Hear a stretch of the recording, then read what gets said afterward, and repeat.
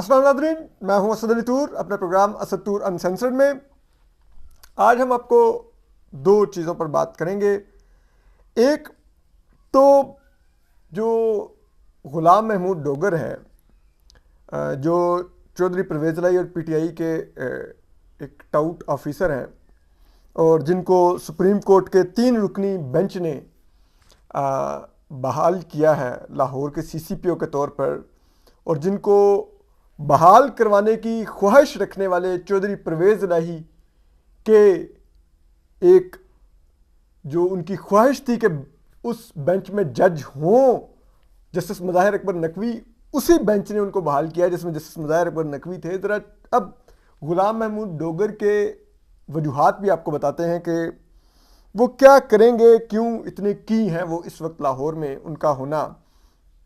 और दूसरा ये है कि जो अहम बात वो अब मज़ीद सामने आ रही है कि जो जस्टिस मुज़ाहिर अकबर नकवी के ऊपर क्या सुप्रीम कोर्ट में बैठक हुई, उस पर भी आपको बताएंगे। और तीसरा हम ज़रा आपको ज़रा बताएंगे कि ये रेफरेंस और जस्टिस मुज़ाहिर अकबर नकवी बैकग्राउंड क्या सब कुछ है, ज़रा इस पर भी आज बात करेंगे। तो देखिए, ये बड़ा दिलचस्प है कि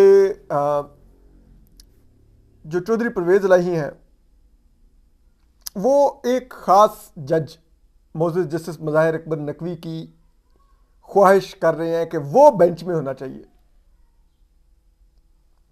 मोहम्मद खान भट्टी जिस पर करप्शन चार्जेस हैं उसके लिए केस के बेंच में उनकी ख्वाहिश है कि जस्टिस मुज़ाहिर अकबर नकवी ज़रूर हों उस बेंच के रुकन। और ये वही मोहम्मद खान भट्टी हैं जिनके बारे में चौधरी परवेज़ इलाही की ऑडियो लीक हुई है, जिसमें वो जस्टिस मुज़ाहिर अकबर नकवी से ही गुफ्तगू कर रहे हैं और मोहम्मद खान भट्टी मोअज़्ज़ज़ जस्टिस मुज़ाहिर अकबर नकवी के घर उनके पास बैठा हुआ है। ठीक, फिर सुप्रीम कोर्ट बार के जो सदर हैं आबिद ज़ुबैरी साहब, वो भी चौधरी शुजात को यही कह रहे हैं कि वो ग़ुलाम महमूद डोगर वाले बेंच में जस्टिस मुज़ाहिर अकबर नकवी शामिल हो गए हैं, और चौधरी परवेज़ इलाही कह रहे हैं कि मैं बात कर लूंगा। ठीक है, और फिर जाहिरी बात है, अगर मैं एक लिटिगेंट हूं, एक पिटिशनर हूं सुप्रीम कोर्ट में, तो जाहिर बात है मैं एक पार्टी हूं सुप्रीम कोर्ट में एक केस के अंदर, और मैं ये तो नहीं चाहूंगा कि कोई, मेरी ख्वाहिश तो यही होगी कि फैसला वो आए जो मेरी मर्जी का हो, चाहे मेरी मर्जी गलत है या सही है। ठीक है, तो इसके लिए मैं तो, अगर मैं जजेस के नाम लग जाऊं कि ये जज हो बेंच में तो मेरी मर्जी का फैसला आ सकता है, तो इसका क्या मतलब है। और फिर जब फैसला हो तो वही आए जो मेरी मर्जी थी, तो आप बताइए ना। तो इस केस में क्या हुआ, चौधरी परवेज़ इलाही का लाडला ऑफिसर होता है ग़ुलाम महमूद डोगर, सीसीपीओ लाहौर। ठीक है, चौधरी परवेज़ इलाही और आबिद ज़ुबैरी की ख्वाहिश कि जस्टिस मुज़ाहिर अकबर नकवी बेंच में हों। जस्टिस मुज़ाहिर अकबर नकवी उस बेंच में भी आते हैं, फिर वो बेंच ग़ुलाम महमूद डोगर को बहाल भी करता है, बावजूद खुलेआम उसकी एफिलेशन चौधरी परवेज़ इलाही के साथ है, पीटीआई की गवर्नमेंट के साथ है। और इस वजह से ये, जिसे कहते हैं, एक बेवकूफ़ भी समझ सकता है कि यार इतने ज़्यादा खुलेआम एफिलेशन रखने वाले, सियासी वाबस्तगी रखने वाले पुलिस ऑफिसर को लाहौर जैसे शहर में नहीं तैनात होना चाहिए। जो कौमी असम्बली की 11 नशिस्तें देता है, जो सूबाई असम्बली की 24 के 25 नशिस्तें देता है, उस शहर में एक टेंटेड और एक सियासी जमात का taut police officer police chief नहीं होना चाहिए, वरना वहां पर फेयर इलेक्शन नहीं हो सकेंगे। लेकिन उसके बावजूद ये बेंच उस पुलिस ऑफिसर को बहाल करता है, चाहे वो बेशक लकूना निकालता है प्रोसीजर का, नहीं वो वर्बल पे पहले क्यों उन्होंने ट्रांसफर के दे दी और बाद में क्यों रिटर्न रिक्वेस्ट आकर उन्होंने अप्रूवल दी, पहले रिटर्न रिक्वेस्ट आती फिर अप्रूवल होती, फिर ग़ुलाम महमूद डोगर हटते तो हटते, लेकिन क्योंकि पहले वर्बल पे उनको इजाज़त दे दी गई थी पंजाब गवर्नमेंट को कि आप हटा दें, और बाद में रिटर्न रिक्वेस्ट लेके अप्रूव की गई, तो ये तो नहीं हो सकता। गुलाम महमूद डोगर तो वापस आएगा ही आएगा। तो क्यों गुलाम महमूद डोगर की वापसी जरूरी थी, यह भी अब सुनिए। देखिए, इमरान खान साहब ने जो ही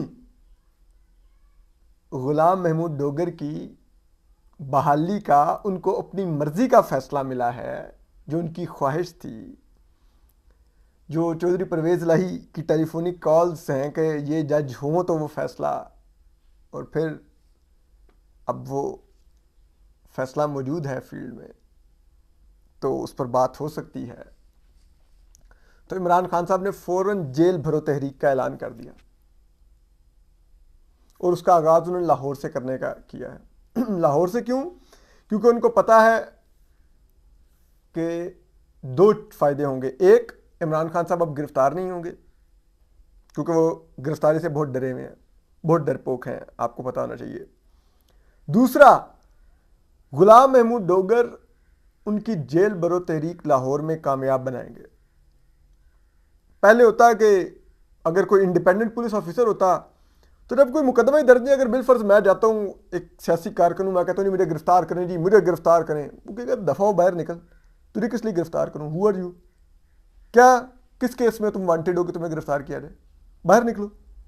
तो वो पीटीआई का सारा ड्रामा उसी तरह फ्लॉप हो जाना था जैसे 2014 में इमरान खान साहब ने सिविल नाफरमानी की कॉल दी, एक यूथी ने उसको फॉलो नहीं किया। In the end Imran Khan ने खुद फॉलो नहीं किया था, अपने घर का गैस का बिल पे कर दिया था।